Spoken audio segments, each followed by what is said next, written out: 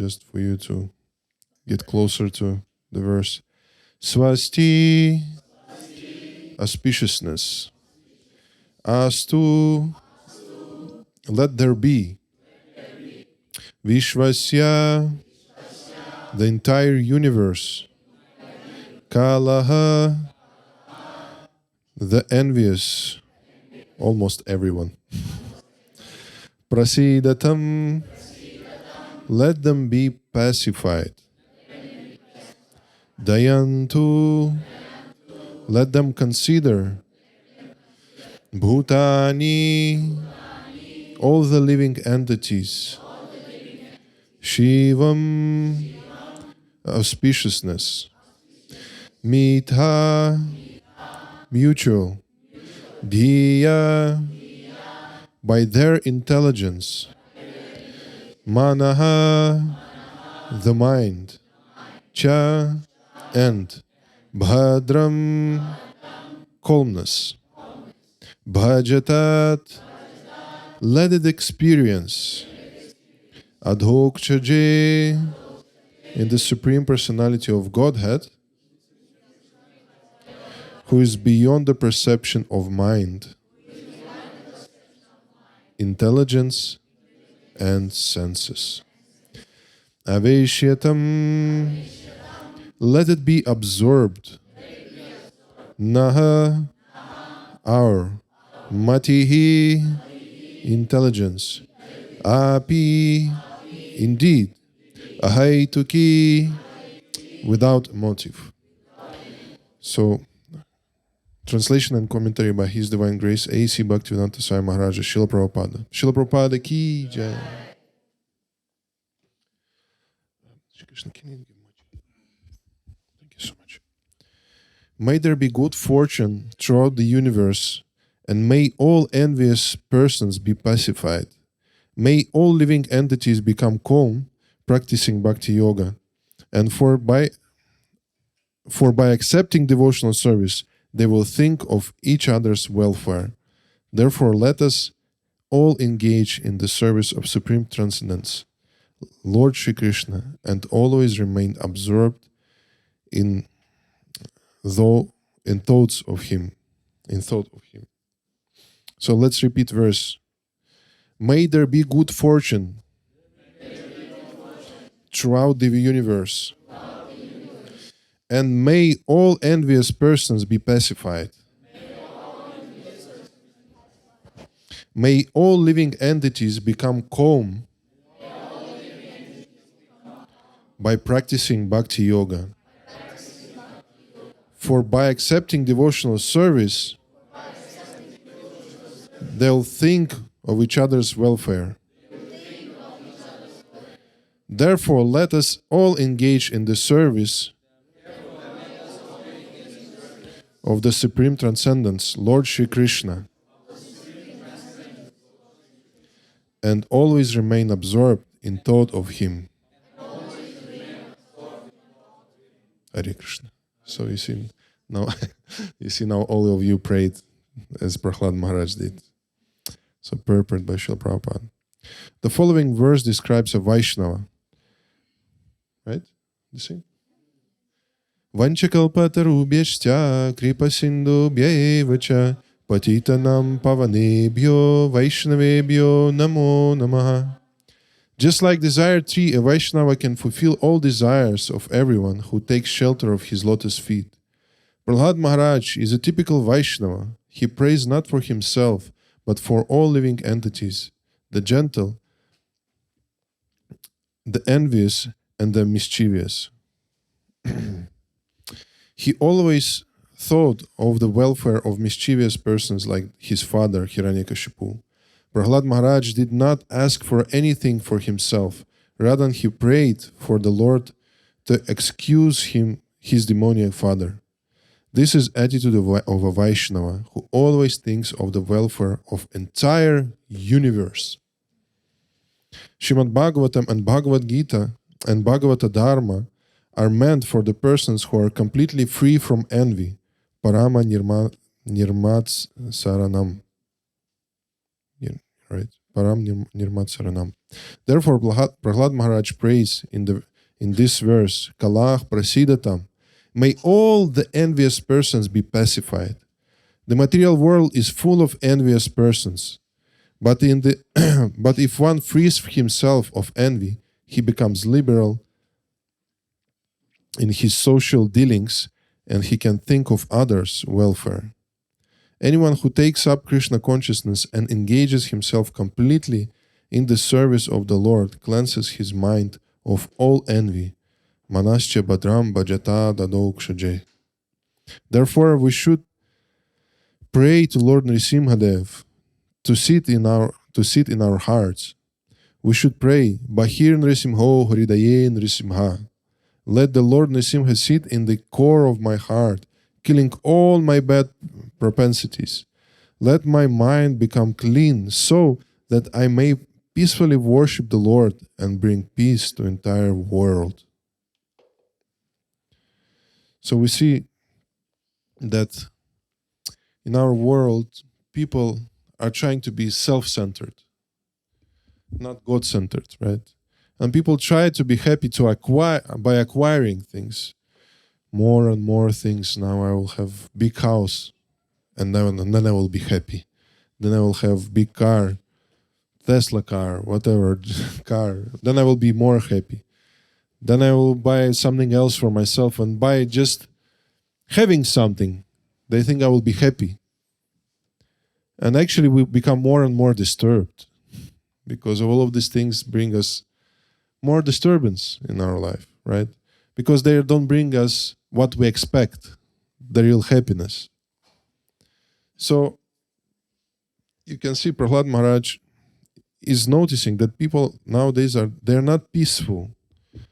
And therefore, because of this, as Srila Prabhupada called it, like itching that we have always, something is itching, these material desires make us itch like that. People are very disturbed in their mind, in their heart, and therefore, all the misery is happening. Therefore, people are bringing pain to each other, basically because they cannot control their mind, they cannot control their desires, because they are not satisfied. And therefore, Prahlāda Mahārāja very, very mercifully prays, may there be good fortune throughout the universe, and may all the envious people be satisfied. And it's as we read in the word-by-word translation, Srila Prabhupada, he makes some small remark, envious, almost everyone. Because besides those who don't have material desires, they don't have envy. But those who have material desires, they are envious. And then Srila Prabhupada in his commentary, he said that actually devotees who are free from material desire, he becomes very liberal in his dealings. Because those who are so-called spiritualists and they are still envious, they called what? What is your guess? They called fanatics. Why is like that? Because I don't enjoy anymore materially, but you enjoy. And therefore you're a big rascal. And I'm really envious of you that you're enjoying and I'm not. So I'm still not the same saint. I still have these material desires, but you rascal enjoying, but I'm not enjoying. So therefore I need to chastise you. I need to come to your house and throw meat out of the refrigerator as first devotees were doing in their parents' places, or Soviet Union devotees were doing like that to each other. So why? Because we're fanatics. We're envious that you have meat. I would like to have some, but I try to restrict myself because I'm still not free. So we don't want to be fanatics. We want to be compassionate. As we already mentioned, this year, astrologically, how it goes? It's about Kroda. Kroda, yes. This year, astrologers said that name of this year goes Kroda. Means very angry. Right? 24. So it will still go on until the spring, until the March, this astrological year. So this year, when people are actually the energy is overall that to bestow your anger on someone else, So we need to be very careful, right? And you can see there's so many wars, so many conflicts this year, especially, that's all happening, and it's easy to fire up any kind of conflict, and therefore we're actually reading this verse to be able to develop this compassion to others, because we can be compassion before the level of when we are free from all material desires. We can see actually that I am suffering in this world. I am just burning in this world of samsara. My body always demands something. Everything's environment around us demands something on me. It's just a pure burning. Samsara dava nala, it goes, right? And then you can see that others are doing the same. And sometimes when we are devotees, we actually don't understand how much others are suffering. Now my mom, she came, and she's devotee, but we still, sometimes I'm asking, how is my auntie doing? How is my, second, how you call it, cousins are doing, and like that, And she started to tell, and I'm like, she started to tell, and we are both like, oh my God, that's such a horrible life. I would not like to be on their place, because you understand, like I'm thinking about every day, oh, I'm suffering, but then you understand other people are suffering and not noticing even that, They're unconscious of how much they're actually suffering. And then, of course, in this way, we can pray for these people. We can pray for them. That actually, not just that by this fire would burn them, but actually that they would become pacified. Because if we just free them from all the suffering, what they will do?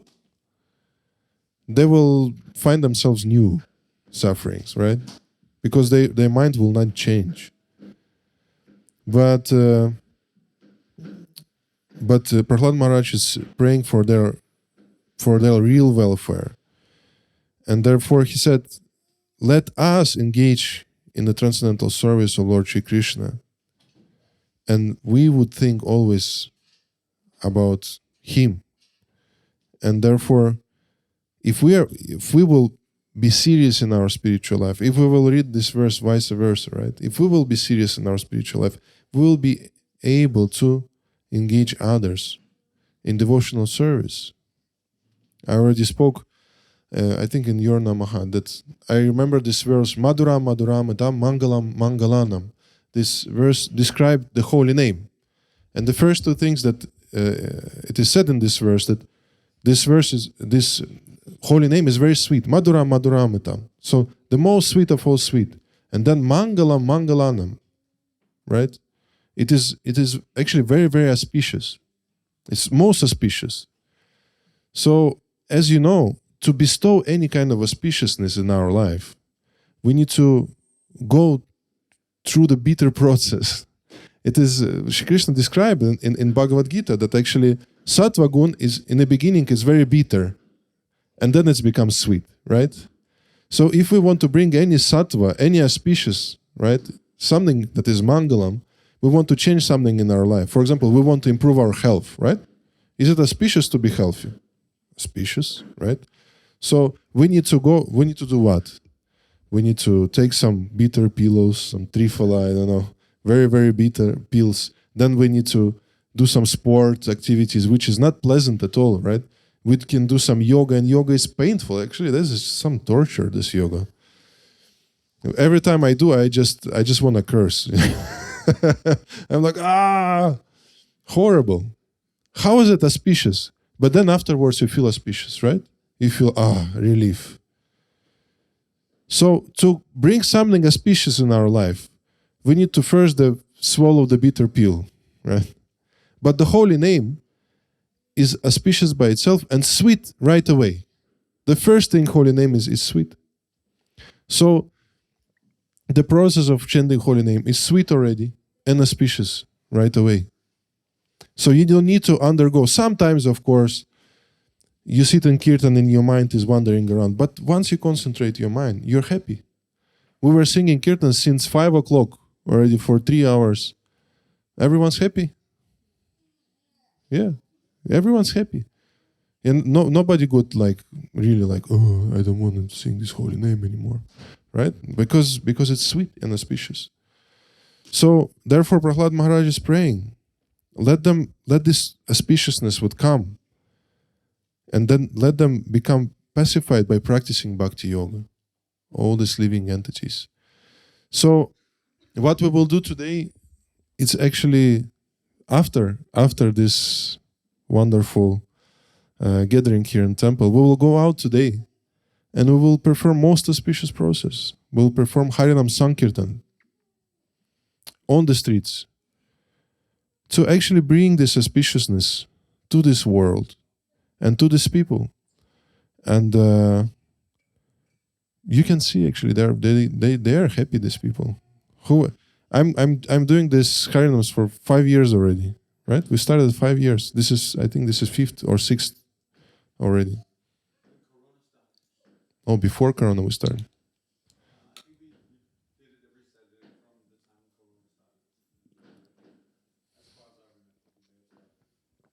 Yeah, I mean that every New Year's Harinam. I'm speaking about that. That Harinam Sankirtan here in the streets of Copenhagen already for 30 years more.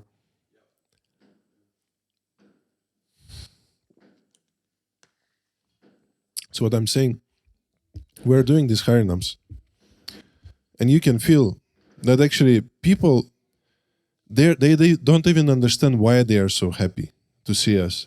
They just stand there. Some people, they were going with us like actually for just hours and hours, just following us. They don't understand why it's like that. On one New Year, there was one lady. So we were going on the street. It was pretty empty street. And then we met the group of students. And they started to dance with us. And then I was like, Hare Krishna. And they were, Hare Krishna. And then we were just, going like that.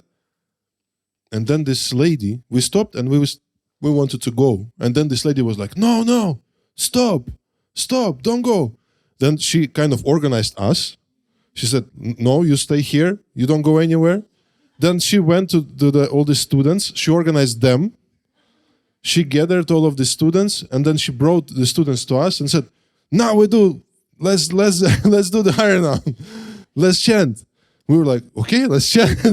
And we were standing like for half an hour more, maybe, like doing crazy nice kirtan. So that's how people, they don't even understand how she would understand that, you need to do this thing. But she just, by her heart, she was organizing all these people to organize the chant because she felt this auspiciousness. So, and therefore, the Harinam Sankirtan, this is the act of compassion. This probably the highest act of compassion. And in this way, we don't go out to just perform, to do some kind of a performance, sometimes devotees come out on the streets and they, do whole parade. I just wanted to read from Srila Prabhupada. I already read many times to devotees, probably they're already tired from it, but I will never be tired by this quote of Srila Prabhupada. So this is from lecture of Srila Prabhupada Bhagavad Gita, lecture 7, I think it's 7th of January, 1968, Los Angeles. I hope my battery will not die. I have 2%. So devotee asked Prabhupada, when we are out on Sankirtan chanting, what would be the best way to engage the crowd to become participants in the chant with us? What would be the best way of... Then Prabhupada stopped him. Prabhupada say, best way, you go on chanting. Your business is not to satisfy the crowd. Your business is to satisfy Krishna. And then the crowd will be automatically satisfied. We are not going to please the crowd. We are going to give them something Krishna. So you should be very much careful whether you are delivering Krishna in the right way. Then they will be satisfied. Your only business should be to satisfy Krishna. Then everything will be satisfied. Tasmin tushtet jagat tushta. If Krishna is satisfied, then the whole world is satisfied. If you pour water on the root, then it's automatically distributed in every parts of the tree. So Krishna is the big tree, root of the big tree. And you take the water in Krishna, chant Hare Krishna and follow the rules and regulations. Everything will be all right. So this is important words by Srila Prabhupada. We're there not to make show, not to engage the crowd. So a couple of points. First, Srila Prabhupada, in the end, Srila Prabhupada say, follow the rules and regulations. First, we need to be pure, right? As we spoke before Kirtan, Srila Prabhupada gave us 4 regulative principles. He gave us the sadhana to chant our 16 rounds. So we need to do that. Actually, then there will be purity. There will be certain purity. And then when we come out, Srila Prabhupada say, you should be very much careful whether you are delivering Krishna in the right way. So what does it mean? So delivering Krishna in the right way. Does it mean that then we dress in certain way, we just dress in exactly the same. When we dress exactly the same, we are delivering Krishna. So what does it mean to deliver Krishna in the right way? It means you need to be sure that you are chanting holy name purely. Of course, unto extent of how pure you can do it. But there is different types of chanting. So first type of chanting is just nama aparat, is basically when we are just chanting offensively. We are not attentive to chanting, we are neglectful. And then there is namabhas, it's the shadow of the holy name. It's basically already kind of experience. And actually when we put all our attention in the chanting of the holy name, all our heart into the chanting of the holy name, and our motive is to satisfy Krishna. And that's what Srila Prabhupada is saying here, right? Our motive should be to satisfy Krishna, not to satisfy crowd. And in this way, Krishna will be happy. So we should work on our motive first and foremost before going to Harinam, during the Harinam, during the chanting on the Harinam. And then our Harinam Sankirtan will be the act of compassion. Because I will have the right motive in my heart during performing of this Harinam Sankirtan. And of course, I once asked my Guru Maharaj, so what is the balance between external part of the Harinam and internal? And he said, it's very easy. Internal is the main. Your motive, your purity of your chanting, and external should be common sense. You shouldn't look like a clown. You shouldn't like have 2 different socks and look weird. No, you should look like more common sense. I mean, even if Vaishnava dress, you can wear and just dress nicely. But that's the main point. And also, it's not only about Harinam Sankirtan. Also, when we sit at home in front of our altar and with japa, when we sit in the temple and doing kirtan, it's the same principle. Same principle is there. Our motive is the first and foremost thing. So I want to inspire you all.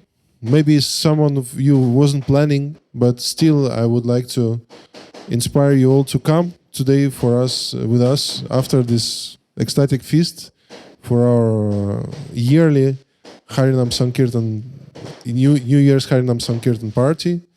And chant with us on the streets louder than this fireworks. And you'll see it will be ecstatic and very inspiring. So if you have some comment or question before we start our feast, I would like you. Yes, Prabhu.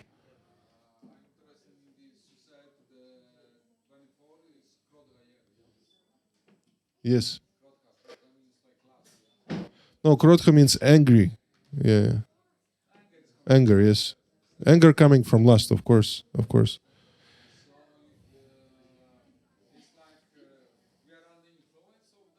Yeah, just astrological influence overall, position of planets calls like that. You know. Yeah, we live on this planet, but that's how we got out of the influence. We become compassionate to each other in dealings with the. Yeah, Srila Prabhupada, first mantra that he say in commentary, he said, Vancha kalpatarubhyascha kripasinubhyevacha patitanam pavanebhyo vaishnavabhyo namo namah. Basically, right? He is immediately saying the attitude, you should be compassionate. Vancha kalpatarubhyascha, Vaishnava is like a desire tree. Kripa Sindhu, he is like a ocean of mercy. Kripa Sindhu, bhyevacha. Patitanam pavanebhyo. Then he doesn't designate you're fallen, you're not fallen. Vaishnavabhyo, no, he's compassionate to everyone. And that's what Srila Prabhupada also was commenting, right? Devotees are not... Just imagine Srila Prabhupada would come to the West and then there's all these hippies and he would be like, oh my God, you're so fallen, guys. You are so fallen. Oh, I cannot deal with you here. If Srila Prabhupada would be designating between them, that's just disgusting. There's no Vedic culture. You're just monkeys. What are you doing here? Just imagine Prabhupada would have this kind of attitude.